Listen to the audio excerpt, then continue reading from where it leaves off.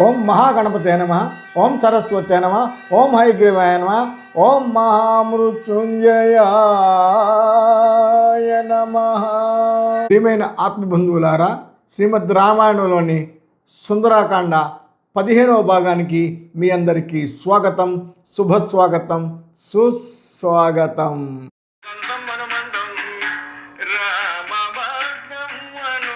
రసోత్తరంగా సాగుతున్న సుందరాకాండలోకి మరి ముందుకు వెళ్దామా? హనుమంతుల వారు సీతమ్మ వారి దగ్గర సెలవు తీసుకుని తిరుగు ప్రయాణానికి బయలుదేరాడండి. కానీ మనసులో ఇంకోటి ఏదో తలుస్తున్నాడండి ఆయన. తను యాక్చువల్గా తెలుసుకోవాల్సిన విషయాలు 2.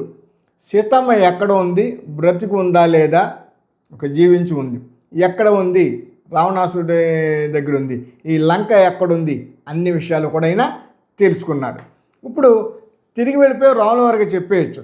కానీ ఆయన మనసులో ఏమనుకుంటున్నాడంటే, వచ్చిన పని అయిపోయింది, అయితే ఈ శత్రువు యొక్క బలాబలాలు, ఇతని యొక్క సైన్యము, వారి యొక్క యుద్ధ నైపుణ్యము, ఇవన్నీ కూడా మనం తెలుసుకుని వెళ్తే కాబోయే కార్యం చాలా సింపుల్గా అయిపోతుందని చెప్పేసి హనుమంతుల వారు భావించి ఓ చోట కూర్చున్నాడు. ఒక ప్రాకారం దగ్గర, కోట ప్రాకారం దగ్గర అక్కడ కూర్చుని ఆలోచిస్తూ ఉన్నాడండి. సాధారణంగా ఏదైనా ఒక కార్యం చేయడానికి ఒక మార్గమే ఉండదండి, చాలా మార్గాలు ఉంటాయి. అన్ని మార్గాలు తెలిసిన వాడే నిజమైన కార్య సాధకుడు. అలాగే దూత కూడా ప్రభు చెప్పిన విషయాలనే కాకుండా నైపుణ్యంతో ఆ కార్యానికి భిన్నంగా కాకుండా కార్యాన్ని చేసి మరింత సమాచారాన్ని రాబట్టి ప్రభువుకి తెలియజేసిన వాడే నిజమైన దూతగా కూడా భావింపబడతాడు. పైగా రావణాసురుని నిద్రపోతున్నప్పుడు చూశాడు, కామ పరవశుడిగా ఉన్నప్పుడు చూశాడు. అలా కాకుండా కోపంతో ఉర్రుగు లొగిపోతూ మంత్రులతో సైన్యంతో ఉన్నప్పుడు ఎలా ఉంటాడు, ఎలా ప్రవర్తిస్తాడు, ఇవన్నీ కూడా నేను చూడలేదు. ఇవన్నీ కూడా తెలుసుకుని ఆ రావణాసురుని కలుసుకుంటే బాగుంటుందనే ఆలోచనతో దీనికి ఏం చేయాలని, ఈ ఉద్యానం చాలా బాగుంది, చాలా సుందరంగా ఉంది, దీనినంతా అల్లకల్లోలం చేసేస్తాను, అప్పుడు తప్పకుండా తన సైన్యాన్ని పంపుతాను, వారితో యుద్ధం చేస్తాను, వారి యుద్ధ నైపుణ్యాన్ని చూస్తాను, వారు ఎంత శక్తిమంతులో చూస్తాను, అప్పుడు వారు నన్ను రావణ దగ్గరికి తీసుకెళ్తే రావణాసుని చూసే అవకాశం నాకు లభిస్తుంది, అతను కూడా హితబోధ చేస్తాను అని చెప్పేసి అనుకుని ఆ ఉద్యానం అంతా కూడా అల్లకల్లోలం చేసేస్తాడండి. అన్నీ పీకేస్తాడు, చెట్లన్నీ ఓడబెరికేస్తాడు, చెట్లు విరిచేస్తాడు, ప్రాకారాలు బద్దలు కొట్టేస్తాడు, స్తంభాలన్నీ విరిచేస్తాడు. అదంతా కూడా అంతవరకు ఎంతో అద్భుతంగా, సుందరంగా, అత్యంత అద్భుతంగా ఉన్న ఆ వనం అంతా కూడా శ్మశాన వాడికిలా చేసేసి మళ్ళీ ఆ ప్రాకారం దగ్గరికి వెళ్ళి అక్కడ కూర్చున్నా అంటండి, ఎవరు వస్తారో చూద్దాం. ఈ విధంగా హనుమంతుడు వారు చేసిన పనికి అక్కడ చెట్లపై ఉన్న పక్షులన్నీ ఎగిరిపోయాయంటండి, మోగాలన్నీ అటు ఇటు పరుగులు ఎడుతున్నాయంటండి భయంతో. సో ఈ గందరగోళానికి నిద్రపోతున్న రాక్షస మహిళ అందరూ లేచి అక్కడ భయంకర రూపంతో ఉన్నటువంటి హనుమంతుల వారిని చూశారటండి. అంతకుముందు ఇదే రూపంతో ఉన్న ఒక వ్యక్తి సీతమ్మవారితో మాట్లాడుతున్నారు కాబట్టి వీళ్ళందరూ సీతమ్మవారి దగ్గర పట్టుకెళ్ళి, ఎవడవాడు, ఎక్కడేవాడు, ఎక్కడి నుంచి చూడు, నీతోటి ఏం మాట్లాడు, మాకు చెప్పు అని చెప్పి సీతమ్మవారి దగ్గరికి వెళ్ళి అడిగేటప్పటికి అప్పుడు సీతమ్మవారు, నాకేం తెలుసు, పాము పాదాలు పాముకే తెలిస్తే మీరు ఎలా భయపడ్డారో నేను కూడా అలాగా భయపడ్డాను, కామరూపి అయినటువంటి ఏమైనా రాక్షసుడేమో అని నేను అనుకుంటున్నానని వాళ్ళతో సమాధానం చెప్పిందండి. ఈ విషయాన్ని సీతమ్మవారు చెప్పేటప్పుడు ఆమె యొక్క హావభావాల్ని చాలా అద్భుతంగా వాల్మీకి వారు వర్ణించడం జరిగిందని మరి తెలుసుకుందామా? అదా భవితదా సాధ్వి సీతా సర్వాంగ సుందరి రక్షసాంభేమ రూపాణం విజ్ఞానే మమ కాగతి. సీతమ్మవారి సమాధానం చాలా శ్లేషతో ఉంటుందండి. నాకేం తెలుసు, భయంకర రూపాలను ధరించే రాక్షసులను తెలుసుకునే జ్ఞానం నాకెక్కడిది అని వ్యంగ్యంగా ఆవిడ సమాధానం ఇస్తుందండి. ఈ సందర్భంలో సీతమ్మవారిని సర్వాంగ సుందరిగా, మహాసాధ్వి అని వర్ణించడం జరిగింది. అంతకుముందు కృషాంగిగా, కృషించినట్లుగాను, దుఃఖ శోకితంగాను ఉన్నట్లుగాను వర్ణించడం జరిగింది. ఎప్పుడైతే రాముని యొక్క ఉనికి తెలిసిందో, రాముని యొక్క రామనాంకితమైన అంగుళీకు మిగిలిందో, ఆమె ఎంతో ఆనందంగాను ఎంతో సుందరంగాను కనపడుతుందంటండి. ఆ ఆనందాన్ని అంతా కూడా ఆమె ముఖంలో ప్రస్ఫుటం అవుతుందని చెప్పి ఈ విధమైన పదజాలంతో వాల్మీకి వారు సీతమ్మ వారిని మహాసాధ్వి, సీత మహాసుందరి అని చెప్పేసి వర్ణించడం జరిగింది. సాధ్వి అంటే మహాపతివ్రత, ఆమె సాధ్వి కనుక ఆమె మాట సాధు అంటే బాగుగా ఉన్నదని అర్థము. సాధ్వి అయినటువంటి సీతమ్మ పలికిన పలుకులు సాధువుగా ఉన్నాయని వాల్మీకి వారి భావనని మనం అర్థం చేసుకోవాలి. ఇక్కడ విషయం ఎలా ఉంటే, కొంతమంది రాక్షసాంగంలో భయంతో పరుగులు పెట్టి రావణాసురుడి దగ్గరికి వెళ్ళాడంటే, మహారాజా ఎవడో వానరుడట అశోకవనానికి వచ్చాడు, చాలా భారీ కాయంతో ఉన్నాడు, చాలా భయంకరంగా కనిపిస్తున్నాడు, వచ్చినవాడు ఊరుకున్నాడా, సీతమ్మ వారితో ఏదో మాట్లాడాడు, మేము ఆమె దగ్గరికి వెళ్ళి అడిగాము అతను ఎవరని, ఆమె కూడా ఏం చెప్పలేదు. మొత్తానికి మేమేమనుకుంటాండి, ఏమన్నా దూతగా వచ్చాడేమో అని మేము అనుకుంటాం. ఇంద్రుడి నుంచి అయినా వచ్చి ఉండాలి, కుబేరు నుంచి అయినా వచ్చి ఉండాలి, లేదంటే రామదూతగా అయినా వచ్చి ఉండాలి. వచ్చినవాడు ఊరుకున్నాడంటే అదేం లేదు, వనానంతా మొత్తం చిందరబందర చేశాడు, ధ్వంసం చేశాడు, శ్మశాన వాటికిగా మార్చేశాడు. ఇంతేకాకుండా నీవు మనసు పడిన సీతమ్మ వారితో మాట్లాడతాడా, ఇది అత్యంత పెద్ద తప్పు, అతను చేసిన పెద్ద తప్పు. దానరేశ్వర సీతతో మాట్లాడుతూ అతను చేసిన మొదటి తప్పు, వనాన్ని పాడు చేయడం రెండో తప్పు, దీనికి తగిన శిక్ష నీవే విధించాలి అని చెప్పి విన్నవించుకున్నారంటే. రాక్షస స్త్రీల మాటలు వినగానే మహాకృతుడయ్యేటండి రావణాసుడు కళ్ళు ఎర్రబడ్డాయంటండి, హోమాగ్నిలాగా ఉగ్రరూపం దాల్చేటండి. వెంటనే తనకిష్టమైనటువంటి తనతో సమానమైన బలం కలవనటి కింకరులనే రాక్షసుల వైపు చూసి వారిని వెళ్ళి హనుమంతుని వారిని బంధించి తీసుకురమ్మని పంపించి ఆజ్ఞ ఇచ్చాయంటండి. వెంటనే దాదాపు 80,000 మంది కింకర్లు హనుమంతుల వారి మీద యుద్ధానికి వెళ్ళి అతను బంధించడానికి బయలుదేరండి. ఇక్కడ హనుమంతుల వారు ఆ ద్వారం దగ్గర కూర్చుని ఎవరు వస్తారో రండి అన్నట్టుగా ధైర్యంగా కూర్చుని ఉన్నట్టండి.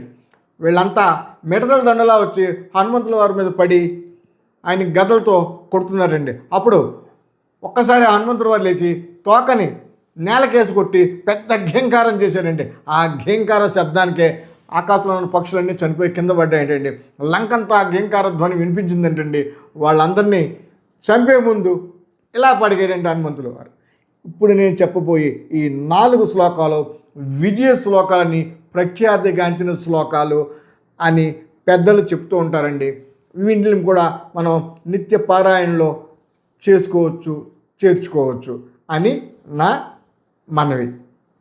శ్రద్ధగా వినండి, తాత్పర్యం కూడా ఇక్కడ నేను చెప్తాను. జయచ్చతి బలో రామో లక్ష్మణశ్చ మహాబల రాజా జయతి సుగ్రీవో రాఘవేణాభిపాలిత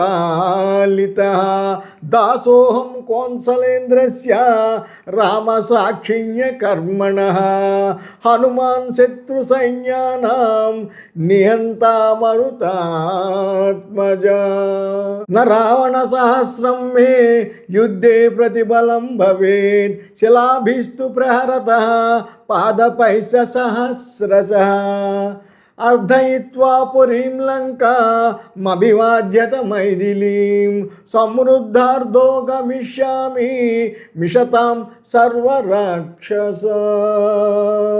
ఈ 4 అద్భుతమైన శ్లోకాలని సుందరాకాండలో పెద్దల ఉవాచ. తప్పకుండా బట్టి పూజలో పెట్టుకోండి, నిత్యం పారాయణం చేసుకో. ఈ శ్లోకాల తర్వాత హనుమంతుల వారు ఇలా ప్రకటించారండి. అతి బలుడైనటువంటి రామునికి జయం, మహాబలుడైన లక్ష్మణునికి జయం, రామునిచే పాలింపబడే సుగ్రీవ మహారాజుకు జయం.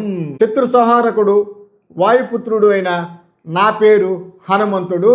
శ్రమ లేకుండా కార్యాలు సాధించే రామునికి నేను దాసుణ్ణి. నేను వేల కొద్ది రాళ్ళు చెట్లు విసురుతూ యుద్ధం చేస్తుంటే 1000 మంది రావణులు కూడా నా ముందు నిలవలేరు. రాక్షసులందరూ వీక్షిస్తుండగా నేను ఈ లంకా నగరాన్ని నాశనం చేసి సీతమ్మ వారికి నమస్కరించి నేను రాముల వారి దగ్గరికి వెళ్తాను అనే విషయాన్ని హనుమంతు వారు బాహాటంగా నేను రాముని దూతను అని చెప్పేసి ప్రకటించాడండి. ఏమీ రాయలేదు, తన పేరు చెప్పాడు, రామదాసుని అని చెప్పాడు, వచ్చిన కార్యం చెప్పాడు, అన్నీ బయటికి చెప్పేశాడండి. ఏమి దాసుకో. ఇలా పలుకుతున్న హనుమంతుల వారికి ఈ 80,000 మంది మిడతల దండలాగా వెళ్ళి ఆయన మీద పడ్డారంటండి. ఆయన వెంటనే అక్కడ కోట ప్రాకారానికి ఒక పరిగెని తీసుకుని వీళ్ళందరినీ 80,000 మందిని చిత్తుగా కొట్టి చంపేశాడండి. మళ్ళీ వెళ్ళి అక్కడే కూర్చుని మళ్ళీ నెక్స్ట్ బ్యాచ్ ఎవరు వస్తారో ఎదురు చూస్తున్నాడండి. రావణుడికి వార్త తెలిసిందంటండి, 80,000 సైన్యం కూడా చనిపోయారని చెప్పి. వెంటనే క్రుద్ధుడయ్యి ప్రహస్తుని కుమారుడు జంబుమాలిని పంపించాడంటండి. వీరావేశంతో జంబుమాలిని హనుమంతుల వారి మీదకి వెళ్ళాడంటండి. మహాత్ముడైన రాముడితో పెట్టుకునేట కజ్జా కుజ్జాలారా మీ సంగతి తీరుస్తాను, లంకనంతా నాశనం చేసేస్తాను, మిమ్మల్ని అందరినీ చంపేస్తానంటే జంబుమాలిని హనుమంతుల వారితో యుద్ధం చేశానంటే మళ్ళీ అదే పరిగితో ఇతను కూడా కొట్టి వక్షస్థలం మీద కొట్టి చంపేస్తాడు. ఈ జంబుమాలి ప్రహస్తుని కుమారుడు, గొప్ప విలుకాడు, శక్తిమంతుడు అయినప్పటికీ కూడా హనుమంతుల వారి ముందు ఏవి పప్పులు ఉడకలేదు. ప్రహస్తుని కుమారుడు జంబుమాలి చనిపోయాడని తెలియగానే మళ్ళీ క్రుద్ధుడయ్యేటండి. ఇతవ మంత్రి కుమారులు 6 ఎంపు చూశారండి, వాళ్ళని పంపించాడంటండి, మీరు వెళ్ళి బంధించి తీసుకురండి అని రావణాసురుడు చెప్పాడండి. రావణుడు ఆజ్ఞాపించగానే ఈ 7 మంత్రి కుమారులు అశ్వాలతో కూడినటువంటి రథాలను ఎక్కి సముద్రోత్సాహంతో నేను ముందని చెప్పి హనుమంతుల వారి దగ్గరికి బయలుదేరారండి. హనుమంతుల వారిని చూసి వీళ్ళు అద్భుతమైన శస్త్ర విద్యల్లో పారంగతులు అనమాట. విపరీతంగా బాణాలు సంధించారండి. ఆ బాణాలకు దొరకకుండా వాయునందడు గాల్లో అటు ఇటు తిరుగుతూ బాణాలను చెక్కినా తప్పించుకుంటున్నాడు. ఇక లాభం లేదని వీళ్ళందరినీ చంపాలని చెప్పేసి ఒకరిని చేతులతో చంపాడండి, కొంతమంది పిడిగుడ్లతో చంపాడండి, కొంతమంది కాళ్ళతో చంపాడండి, కొంతమంది తొడల మధ్య కూర్చొని నలిపేసి చంపేశారండి. ఇలాగా 7 భీభత్సంగా చంపేశారంటండి. బంధువులు కూడా మరి వెళ్ళిన వారు ఎవరు తిరిగి రావట్లేదు, వీళ్ళైనా తిరిగి వస్తారా అని గగ్గోలు పెట్టారండి. అలా గగ్గోలు పెట్టి వీళ్ళందరూ కూడా చంపేసి మళ్ళీ వెళ్ళి కామ్గా అక్కడ కూర్చుని మళ్ళీ ఎవరు వస్తారో చూద్దామని చెప్పి అక్కడికి వెళ్ళి కూర్చున్నాడండి. హనుమంతుల 7 మంత్రి కుమారులు మరణించారని తెలిసినటువంటి రావణాసురుడు వెంటనే దిగులుతో గతుక్కుమన్నాడంటండి. అయితే ఆ దిగులుని బయటికి కనపడకుండా దిగమంకున్నాడంటండి. వెంటనే రావణాసురుడి దగ్గర 5 సేనా నాయకులు ఉన్నారటండి. వారు విరూపాక్షుడు, యుపాక్షుడు, దుర్ధరుడు, ప్రగసుడు, బాణకర్ణుడు. వీరి 4 రావణాసుడి ప్రధాన సేనా నాయకులు అంటండి. వారిని వెళ్ళి ఆ వారిని బంధించండి అన్నాడండి. కానీ ఇంతకుముందే కాస్త అతనిలో కాన్ఫిడెన్స్ తగ్గిమని చెప్పిన గతుక్కుమన్నాడని చెప్పాను కదండి. కాన్ఫిడెన్స్ కాస్త తగ్గింది. అందుకు ఏం చెప్పాడంటే, ఇతను ఎవరో వానరులా కనిపించట్లేదు, మహాభూతంలోనో మహాశక్తిలోనో కనిపిస్తుంది, మిమ్మల్ని మీరు రక్షించుకోండి అని కూడా ఎక్స్ట్రా సలహా ఇచ్చింది. ఎందుకంటే మిమ్మల్ని మీరు రక్షించుకోకపోతే మీరు తిరిగి రారు, వెళ్ళిన వాళ్ళు ఎవరో తిరిగి రావట్లేదు. అలాగే గతంలో నాకు తెలుసు వాలి, సుగ్రీవుడు, జాంబవంతుడు, నీలుడు వీళ్ళందరూ నాకు తెలుసు. వాళ్ళ ఎవరిలోని కూడా నేను ఇంత శక్తి, ఇంత బలము, క్షణాల్లో రూపాన్ని మార్చుకునే గుణాలు నేను చూడలేదు. అందుచేత మీరు గొప్పవారే, నాతో గతంలో ఎన్నో యుద్ధాలను పాల్గొన్నాను, అయినప్పటికీ కూడా మిమ్మల్ని మీరు రక్షించుకోండి అని మొట్టమొదటిసారిగా రావణాసురుడు అంత మహాబలవంతుడు పలకటం జరిగింది. వీళ్ళ 5 కూడా చతురంగ బలాలను తీసుకుని సముద్రోత్సాహంతో హనుమంతుల వారిని బంధించడానికి బయలుదేరారంటే ఒక ద్వారం వద్ద హనుమంతుల వారు మహోత్సాహంతో నిలబడి ఉన్నాడండి. ఉదయ బాణంలో వెలిగిపోతున్నాడంటే వెంటనే దుర్ధరుడు వాడైన 5 బాణాలను ఎక్కిపెట్టి హనుమంతుల వారు తలపైకి వేశాడంటండి. అలాగే బాణాలు వేస్తున్నాడండి. హనుమంతుల వారు ఆకాశంలో గరిగి భారీగా శరీరాన్ని పెంచేసి ఒకేసారి దబీమని అతని రథం మీద పడి అతను చంపేస్తాడండి. రథం అంతా గుజ్జు అయిపోతుందండి. అతను కూడా చంపేయటం జరుగుతుందండి. ఎప్పుడైతే దుర్ధరుడిని చంపాడో విరూపాక్ష, యుపాక్షులు హనుమంతుల వారి మీదకి యుద్ధానికి బయలుదేరి హనుమంతుల వారి మీద బాణాలు వేయడం జరిగింది. అప్పుడు హనుమంతుల వారు కూడా వారితో కూడా యుద్ధం చేసి వాళ్ళిద్దరిని కూడా చేతకొట్టి చంపేస్తాడండి. 5 సేనాధిపతులలో 3 చనిపోయేటప్పటికి అది చూసి ప్రగనుడు, బాణకర్ణుడు సోలాలను చేత పట్టుకుని హనుమంతుల మీదకి ఉదికి హనుమంతుల వారితో భీకరంగా యుద్ధం చేస్తారంటే వారిని కూడా హనుమంతుల వారు చంపేస్తాయండి. 5 సేనా నాయకుల్ని వధించిన తర్వాత మళ్ళీ ఏ విధంగా ముఖద్వారంపై ఎక్కి హనుమంతుల వారు కూర్చుని తర్వాత ఎవరు వస్తారని సముద్రోత్సవంతో ఎదురు చూస్తున్నారండి. ఈ విషయం రావణాసురుడు వారికి తెలిసింది. వెళ్ళిన 5 సేనా నాయకులు కూడా మరణించారని. అప్పుడు నెక్స్ట్ ఆప్షన్ తన కుమారుడే అక్షకుమారుడు. అతని వైపు చూస్తాడు. సముద్రోత్సాహంగా ఉన్నాడు. యువకుడు, ఎన్నో యుద్ధాలు చేసిన అనుభవం ఉంది. వెంటనే అతను హనుమంతుల వారి మీదకి దండెత్తడానికి బయలుదేరాడండి. దూరం నుంచి ప్రణయాగ్రలో వెలిగిపోతున్న హనుమంతుల వారిని చూసి ప్రశంసాపూర్వకంగా గౌరవ సూచకంగా ఒక 3 బాణాలు వేస్తాడండి. హనుమంతుల వారు కూడా అక్షకుమారుని చూసి అద్భుతమైన తేజోవంతుడు అని చెప్పి మనసులో అనుకుంటాడండి. అతను చంపడానికి మనసు ఒప్పక అతను వేసే బాణాలని తప్పించుకుంటూ తిరుగుతూ ఉంటాడు. ఒక సమయం వస్తుంది, ఇక ఉపేక్షించరాదు శత్రువుని అని గాల్లోకి ఎగిరి 2 కాళ్ళు పట్టుని గిరగిరా తిప్పి నేలకేసి కొడతారండి. ఛిద్రమయ్యి అక్షకుమారుడు చనిపోతాడు. తండ్రి చేసిన తప్పదాలకి బిడ్డలు బలి అంటే ఇదేనండి మాట. అక్షకుమారుడు మరణించాడని తెలియగానే మళ్ళీ గతుక్కుమన్నాడండి. దిగులు ఆహరించింది. అది దుఃఖం తన్నుకొస్తుంటుంది. అయితే అవన్నీ దిగముంగుకొని మరో పుత్రుని ఇంద్రజిత్తు వంక చూస్తారండి. యుద్ధానికి వెళ్ళమని చెప్పి, అస్త్రశస్త్రాల్లో ఆరితేరినవాడు, సురాసులను గడగడలాడించిన వాడివి, ఎన్నో యుద్ధాలు చేసిన అనుభవం ఉంది నీకు. ఎప్పుడైనా కష్టకాలం వచ్చినప్పుడు నా మొదలు నువ్వే మెదులుతావు.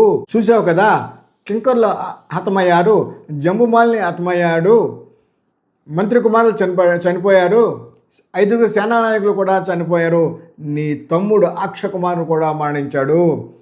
యుద్ధంలో విజయమే కాంక్షించాలి అని చెప్పాడండి. ఎందుకంటే విజయం సాధిస్తేనే తిరిగి వస్తాడని తన అభిప్రాయాన్ని మార్చుకోండి. ఇంతకుముందు ఏం చెప్పాడండి, సేనానాయకులు వెళ్ళేటప్పుడు ముందు మిమ్మల్ని అంటే మీరు వెళ్ళిన వాళ్ళందరూ చనిపోతారు తప్ప ఎవరో తిరిగట్లేదు, మిమ్మల్ని మీరు రక్షించుకోవాలి. విజయం కాంక్షిస్తే మిమ్మల్ని మీరు రక్షించుకోండి అని చెప్పాడు. ఎక్కడేం చెప్తున్నాడండి, విజయం కాంక్షిస్తేనే అంటే విజయం సాధిస్తేనే నువ్వు వెనక్కి వస్తావు, లేకపోతే వెనక్కి రావు, మరణిస్తావు.